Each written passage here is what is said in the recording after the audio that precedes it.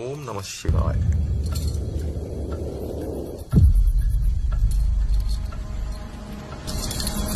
నాకు నమ్మకం లేదన్నా.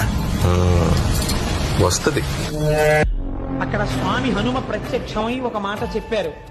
ఎవడు నొసట భస్మరేఖలను పెట్టుకుంటాడో, లలాటమునందు బొట్టు పెట్టుకుంటాడో, మెడలో రుద్రాక్షమాల దాల్చి ఉంటాడో, నాలుక చివర శివనామము పలుకుతున్నాడో, పరమశివ భక్తుడి యొక్క జీవితాన్ని జ్యోతిష్య శాస్త్రము ద్వారా కేవలము జాతకము చూసి చెప్పలేరు, కుదరదు. అక్కడ విఫలురైపోతారంటే జ్యోతిష్యము భగవతత్వమునందు నిలబడలేదు.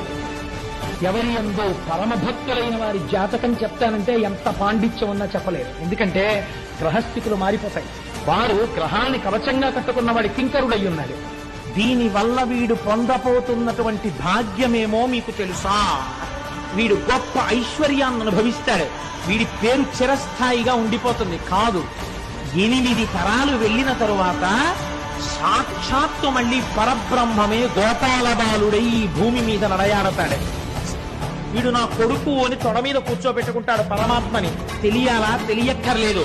ఈ గోపాల బాలుడు చేసిన పూజకి 8 తరాలు ఇంత అనుభవించగా 8వ తరంలో కృష్ణ పరమాత్మకి తండ్రిగా నందుడు పుడతాడు. అటువంటి వంశం ఈ వంశం కాబోతోంది. నమ్మిన వారికి నమ్మినంతరా శివ పూజ.